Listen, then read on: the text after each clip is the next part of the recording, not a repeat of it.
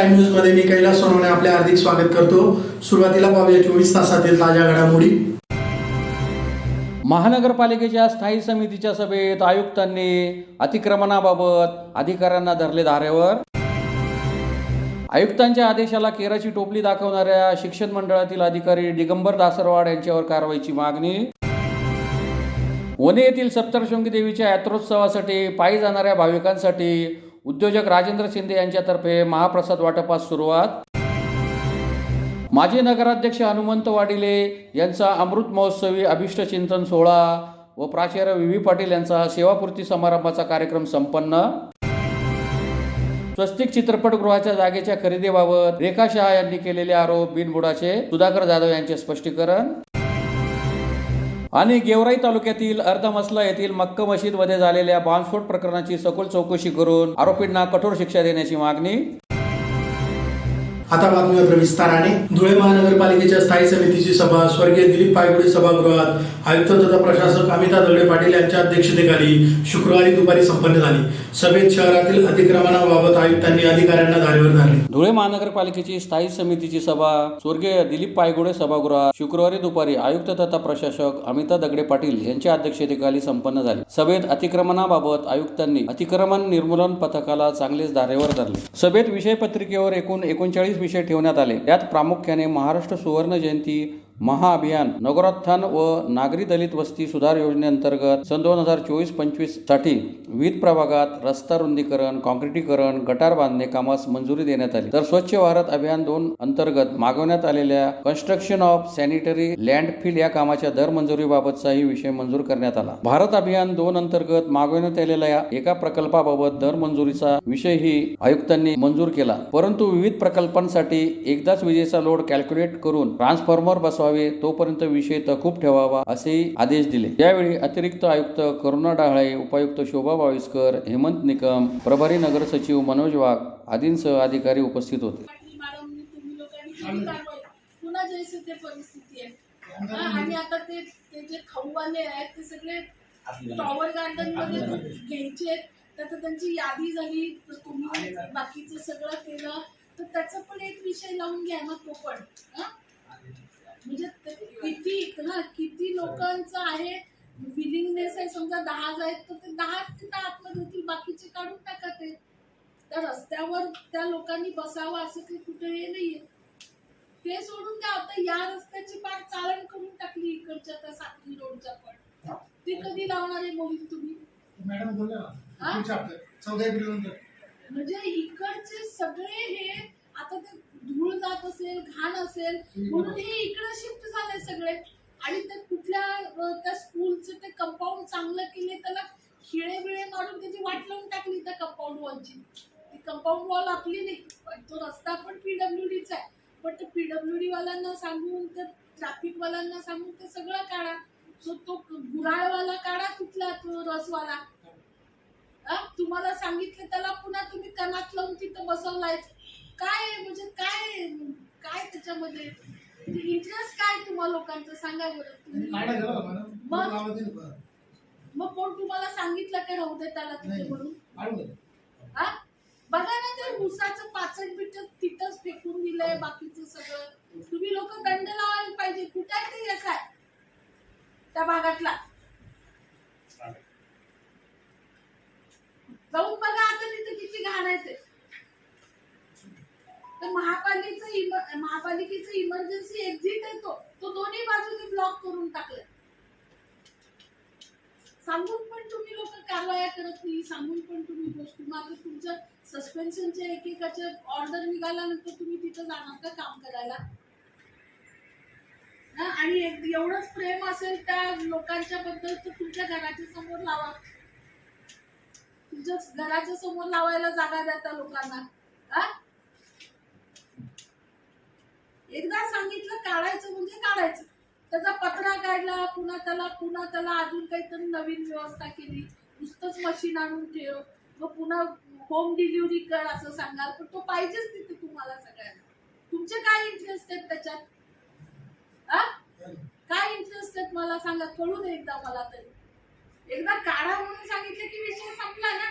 आयुक्तांच्या आदेशाला केराची टोपली दाखवणाऱ्या शिक्षण मंडळातील अधिकारी दिगंबर दासरवाड यांच्यावर कारवाई करून इंग्रजी माध्यमाच्या शाळेतील शिक्षकांचे नियुक्ती आदेश द्यावेत अशी मागणी महाराष्ट्र नवनिर्माण सेना धुळेतर्फे मनपा आयुक्तांना निवेदनाद्वारे करण्यात आले. आयुक्तांच्या आदेशाला केराची टोपली दाखविणाऱ्या शिक्षण मंडळातील निगरगठ्ठ अधिकारी दिगंबर दासरवाड यांच्यावर कारवाई करून शिक्षकांचे नियुक्ती आदेश द्यावे अशी मागणी महाराष्ट्र नवनिर्माण सेना धुळेतर्फे आयुक्तांना निवेदनाद्वारे करण्यात आली आहे. निवेदनात म्हटले आहे की मनपा इंग्रजी शाळा क्रमांक 9 येथील शिक्षकांचे नियुक्ती आदेश तसेच त्यांच्या मानधनात वाढ व्हावी यासाठी मनसेने आयुक्तांची वेळोवेळी भेट घेतली होती. तसेच दिनांक 21/3/2024 रोजी लेखी निवेदन देखील दिले होते. त्यानंतर आयुक्त यांनी दिनांक 31 डिसेंबर 2024 रोजी महासभेमध्ये संबंधित शाळा क्रमांक 9चा विषय घेऊन ठराव पास केला. त्यामध्ये 6 महिन्यांची मुदतवाढ देण्यात आली. तसेच त्यांचे मानधन 8,000 वरून 10,000 रुपये प्रति महिना करण्यात आले होते. तसे लेखी आदेशही आयुक्तांनी दिले होते. परंतु आज 3 महिने होऊन देखील मनपा शिक्षण मंडळाचे निगरगठ्ठ अधिकारी दिगंबर दासरवाड यांनी नियुक्ती आदेश दिले नाही. तसेच नाहीतर शिक्षकांचे दिवाळीचे ऑक्टोबर ते डिसेंबर 3 महिन्यांचे मानधन 8 दिवसापूर्वी दिले आणि आता जानेवारी ते मार्च या 3 महिन्यांचे मानधन अद्यापर्यंत देखील दिलेले नाही. त्यामुळे येत्या 3 दिवसात या शिक्षकांचे नियुक्ती आदेश द्यावे तसेच त्यांचे थकीत मानधन द्यावे व निगरगठ्ठ अधिकाऱ्यावर तात्काळ कारवाई करावी अशी मागणी करण्यात आली आहे. यावेळी जिल्हाध्यक्ष हर्षल परदेशी, जिल्हा संघटक गौरव गीते, संकेत सोनार, शुभम माळी, भावेश गद्रे, ओंकार सोनार, जय सोनार, तेजस काळाभांडे, यश येलमामे, चेतन उपाध्याय आदी उपस्थित होते. आज आयुक्त मॅडमांना निवेदन देण्यात आले. 31 डिसेंबर 2024 रोजी महानगरपालिकेच्या 9 नंबर शाळेमधील शिक्षकांचे मानधन आणि त्यांच्या नियुक्ती आदेशचा ठराव पारित झाला होता. 3 महिने उलटून देखील आजपर्यंत त्यांना नियुक्ती आदेश देण्यात आलेला नाही. महानगरपालिकेच्या शिक्षण विभागातील दासरवाड सर जे आहेत, ते जे अधिकारी आहेत, यांनी कुठल्याच प्रकारे त्यांना अजूनपर्यंत नियुक्ती आदेश दिलेला नाही. कारण अद्यापपर्यंत स्पष्ट केलेले नाही. आयुक्तांना आम्ही 3 ते 4 वेळा संबंधित भेटलो आहे. अजूनपर्यंत आयुक्तांनी दासरवाडावरती कुठल्या प्रकारची कार्यवाही केली नाही. जर संबंधित शिक्षकांना 3 दिवसाच्या आत नियुक्ती आदेश दिले नाही आणि त्यांचे उर्वरित 3 महिन्याचे मानधन दिले नाही तर महाराष्ट्र नवनिर्माण सेना संबंधित अधिकाऱ्यांना काळे फासेल, त्यांना कुठल्याही प्रकारे रस्त्यावर फिरू देणार नाही. वणी येथील सप्तशृंगी देवीच्या यात्रोत्सवासाठी पायी जाणाऱ्या भाविकांसाठी उद्योजक राजेंद्र शिंदे यांच्यातर्फे 4 एप्रिल ते 8 एप्रिल दरम्यान महाप्रसादाचे आयोजन करण्यात आले आहे. सदर उपक्रमास शुक्रवारी सुरुवात करण्यात आली. कुलस्वामिनी आई सप्तशृंगी देवीच्या चैत्र यात्रा उत्सव सुरू झाला आहे. यात्रोत्सवानिमित्त वणीगडावर दर्शनासाठी पायी जाणाऱ्या भाविकांसाठी तालाबदाप्रमाणे उद्योजक व सामाजिक कार्यकर्ते राजेंद्र वालचंद शिंदे यांच्यातर्फे महाप्रसाद वाटपास शुक्रवारपासून सुरुवात झाली आहे. सतत 5 दिवस 24 तास महाप्रसादाचे वाटप सुरू राहणार आहे. धुळे जिल्ह्यासह संपूर्ण खानदेशमधून लाखोंच्या संख्येने तरुण मित्रमंडळी, महिला भाविक, आबालवृद्ध सप्तशृंगी देवीच्या दर्शनासाठी पायी वारी सुरू करीत आहेत. या सर्व देवीच्या भक्तांना महाप्रसाद वाटपाचा कार्यक्रम धुळे शहरातील मालेगाव रोडवरील मोठा हनुमान समोर गुरुद्वारा चौक येथे शुक्रवार दिनांक 4 एप्रिल ते मंगळवार दिनांक 8 एप्रिल पर्यंत अखंड 5 दिवस 24 तास आयोजित करण्यात आला आहे. काही वालचंद बापूजी ग्रुप ऑफ हॉटेलचे प्रमुख राजेंद्र शिंदे पैलवान यांच्या वतीने दरवर्षी हा महाप्रसादाच्या कार्यक्रमाचे आयोजन करण्यात येते. त्यांच्या या उपक्रमाचे हे 23वे वर्ष आहे. शुक्रवार दिनांक 4 एप्रिल रोजी महाप्रसाद वाटपास प्रारंभ करण्यात आला. तरी सप्तशृंगी देवीच्या दर्शनासाठी जाणाऱ्या सर्व भाविक, महिला, पुरुष, आबालवृद्धांनी महाप्रसादाचा लाभ घ्यावा असे आवाहन करण्यात आले आहे. जय माता की. वालचंद बापूजी ग्रुप आज गेल्या 23 वर्षापासून हा भंडारा चालू आहे. या ठिकाणी आज जी पायी यात्रा आहे त्यांना सोबत हा भंडारा ठेवला गेला आहे. हा जे धुळ्याची जी यात्रा आहे, आजूबाजूचे खेडेपाडले म्हणा, इंदोरवाले म्हणा, शेंदवाले म्हणा, आज यांना संपूर्ण हा 8 तारखेपर्यंत हा भंडारा चालणार आहे. या ठिकाणी आपले राज्यपालान शिंदे आज यांची ती ताकद आहे. आजपर्यंत कधी बंद झाला नाही भंडारा. तर हा भंडारा चालू राहणार आहे. हा कधी बंद होणार नाही भंडारा. यांची ती ताकद आहे ती फक्त भंडारामध्येच आहे. म्हणून सांगतो, विनंती तुम्हाला, राज्यपालांना असा मोठा प्रकार हो, यांचा आशीर्वाद माताचा असे हो. जय हिंद, जय महाराष्ट्र, ओशो. माजी नगराध्यक्ष हनुमंत वाडेले यांचा अमृत महोत्सव या विष्णू चिंतन सोहळा व महाजन हायस्कूलचे प्राचार्य व्ही पाटील यांचा सेवाप्रती समारंभाचा कार्यक्रम देवपुरातील हिम हॉटेल येथे गुरुवारी सायंकाळी संपन्न झाला. माजी नगराध्यक्ष हनुमंत वाडेले यांचा अमृत महोत्सवी अभिष्ट चिंतन सोहळा व महाजन हायस्कूलचे प्राचार्य व्ही पाटील यांचा सेवापूर्ती समारंभाचा कार्यक्रम देवपुरातील हिम हॉटेल येथे संपन्न झाला। कार्यक्रमाच्या अध्यक्षस्थानी भाजपचे ज्येष्ठ नेते ॲडव्होकेट संभाजी पगारे हे उपस्थित होते। यावेळी विविध क्षेत्रातील मान्यवरांनी वाडिले व पाटील यांचा सत्कार करीत त्यांना पुढील वाटचालीस शुभेच्छा दिल्या व मनोगतीही व्यक्त केली। या प्रसंगी महाजन हायस्कूलचे चेअरमन मिलिंद सोनवणे, हिम्मत माळी, केशव माळी, आर.के. माळी, गुलाब माळी, राजेश बागुल, प्राध्यापक अण्णा माळी, प्राध्यापक Vilasrao Patil, Munna Wadile, Prakash Patil, Hilal Mali, doctor Sushil Mahajan, B N. Birari, B B. Mahajan, प्राचार्य बी.एस. जाधव, विलासराव माळी आदी उपस्थित होते। आलं की या ठिकाणी सर्व प्रवाह जे आहेत ते एका ठिकाणी येऊन मिळालेले आहेत। मित्रांनो, ज्यावेळी सगळे प्रवाह येतात त्यावेळी त्या वेगवेगळ्या प्रवाहामधून वेगवेगळे विचार घेऊन त्या ठिकाणी येतात आणि त्या सगळ्या विचारांना सामावून घेणं, हे सामावून घेण्याचं काम जे केलं जातं याला फार मोठं मन लागतं, फार विशाल हृदय लागतं। आणि मग ते विशाल हृदय किंवा फार मोठं मन आप्पासाहेबांकडे आहे आणि म्हणून त्याच्यावर प्रेम करणारी जी काही वेगवेगळ्या विचाराची, वेगवेगळ्या पक्षाची, वेगवेगळ्या संघटनांमधून काम करणारी मंडळी जी आहे ती आज या ठिकाणी एकत्र आलेली आहे। मी पाहतोय गेल्या 2 तासापासून आप्पासाहेबांच्या संदर्भामध्ये या ठिकाणी आपण सारखे सगळेजण बोलतो आहोत। अण्णांनी सांगितलं की आप्पा कमी बोलणारे आहेत पण आपण सगळेजण जास्त बोलणारे आहोत आणि म्हणून सगळे जास्त बोलणारे असल्यामुळे हा कार्यक्रम सातत्याने 2 तासापासून चाललेला आहे। मित्रांनो, आपल्या हिंदू जीवन पद्धतीमध्ये आपल्या जीवनाचे 4 आश्रम सांगितलेले आहेत। ब्रह्मचर्याश्रम, गृहस्थाश्रम, वानप्रस्थाश्रम आणि संन्यासाश्रम म्हणतात। साधारणतः प्रत्येक आश्रम जो आहे हा 25-25 वर्षाचा हा आपल्या संस्कृतीने मानलेला आहे आणि पहिला जो आश्रम आहे 25 वर्षाचा त्याला ब्रह्मचर्याश्रम असं म्हणतो। आपल्या संस्कृतीमध्ये पूर्वापार चालत आलेला जर काही आपण सगळा अभ्यास जर केला तर असं दिसून येईल की या ब्रह्मचर्य आश्रमामध्ये बल आणि अभ्यास किंवा ज्ञान आणि बलाची उपासना केली जायची। म्हणजे ज्यावेळी गुरुगृही जायचे, आश्रमांमध्ये जायचं तर त्यावेळी या दोन्ही उपासना केल्या जायच्या, ज्ञानाची उपासना केली जायची आणि बळाची देखील उपासना केली जायची। बलाची उपासना कशासाठी आहे?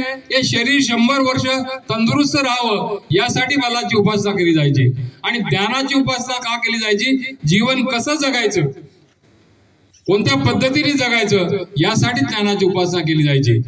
आणि या ठिकाणी ज्ञान आणि बल या दोघांच्या संदर्भामधले या ठिकाणी कार्यक्रम आपण आयोजित केले आहे। एका बाजूला शक्ती आहे, एका बाजूला बुद्धी आहे, असं माझ्या दोन्ही बाजूला बसलेल्या या दोघे व्यक्तींचा कार्यक्रम आपण या ठिकाणी करतोय। मी मगाशी म्हणालो की ब्रह्मचर्य आश्रमामध्ये या 2 गोष्टींची उपासना करतो।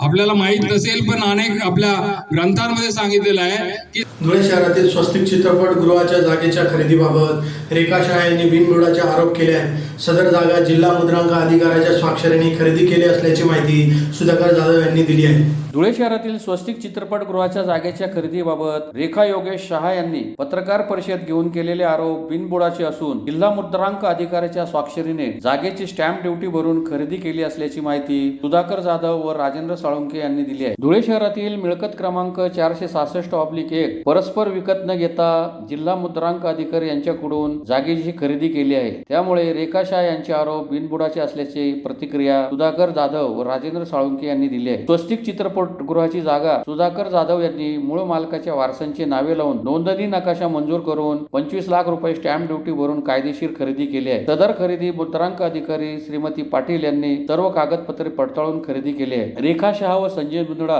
हे शहरात दिशाभूल करून खोटी माहिती मीडिया समोर देत असून सुधाकर जाधव यांची बदनामी करत आहे। सुधाकर जाधव यांनी 8 महिन्यापूर्वी रेखा शाह यांचे पती योगेश शाह यांचे नावे शहर पोलीस ठाण्यात तक्रारी अर्ज देखील दिलेला आहे। सदर प्रकरण बेकायदेशीर असल्यास रेखा शाह यांनी न्यायालयात जावे असे देखील जाधव यांनी सांगितले। खोटी माहिती पसरवून आमची बदनामी होत असून रेखा शाह यांच्या विरोधात मानहानीचा दावा देखील दाखल करणार असल्याचे यावेळी सांगण्यात आले। बनावट कागदपत्र नाही हे संपूर्ण 7/12 उतारावर नाव आहे त्या वारसांचे, त्यांनी मुद्रांक शुल्क भरून खरेदी सर्वांचे वारसांचे नाव उतारावर लावून नोंदणी नकाशा मंजूर करून ती खरेदी केलेली आहे।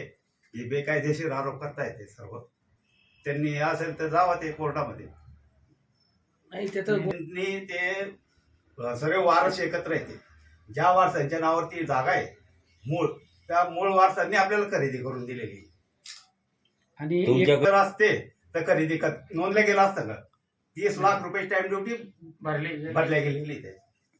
आणि जे याचे मुद्रांक त्यांनी मंजुरी दिलेली रजिस्टर.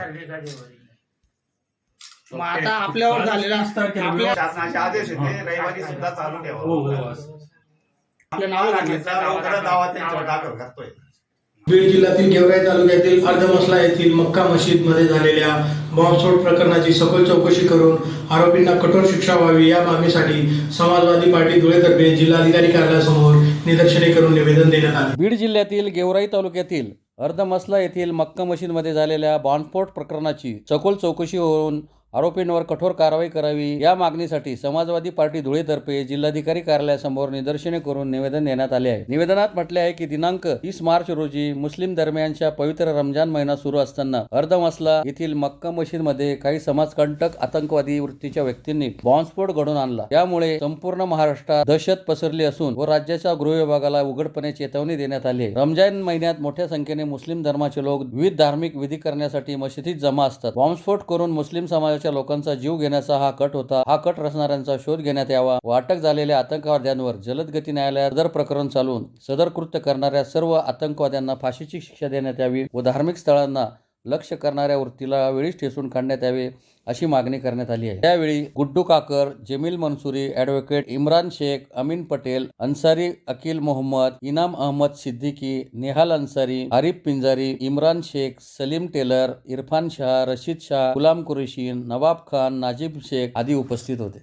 बीड जिल्ह्यातील गेवराई तालुक्यात मक्का मस्जिदवर बॉम्बस्फोट घडवण्यात आला. पूर्ण देशात मुस्लिम धर्मियांच्या पवित्र रमजान महिना सुरू असताना मस्जिदीमध्ये विविध विधी करण्यासाठी मोठ्या संख्येने मुस्लिम बांधव जमा होतात. अशा वेळी काही समाजकंटक आतंकवाद्यांनी त्या ठिकाणी मस्जिदीमध्ये बॉम्बस्फोट घडवून आणला आणि महाराष्ट्राच्या गृह विभागाला उघडपणे चेतावणी दिलेली आहे. या प्रकरणी 2 आतंकवादी पकडले गेलेले आहेत, परंतु त्यांच्यावर साध्या कलमा लावून त्यांना सोडण्याचा प्रयत्न शासनाकडून केला जाईल. परंतु या आतंकवाद्यांच्या मागे ही जी वृत्ती ठेवणाऱ्या जे लोक आहेत त्यांचा शोध घेण्यात यावा आणि यांचा पर्दाफाश केला गेला पाहिजे आणि मोठ्या प्रमाणावर जीवित हानी करण्याच्या उद्देशाने जो बॉम्बस्फोट घडवून आणला त्याची चौकशी निपक्षपाती करण्यात यावी आणि जे आतंकवादी आहे, जे हे कृती करणारे आहे, त्यांना उघडपणे जनतेसमोर कठोर शिक्षा देण्यात यावी आणि ज्याप्रमाणे नागपूरमध्ये जे दंगलखोर आहेत त्यांच्यावर कारवाई करण्यात आली त्याच धर्तीवर पुन्हा एक नजर ठळक घडामोडींवर. महानगरपालिकेच्या स्थायी समितीच्या सभेत आयुक्तांनी अतिक्रमणाबाबत अधिकाऱ्यांना धरले धारेवर.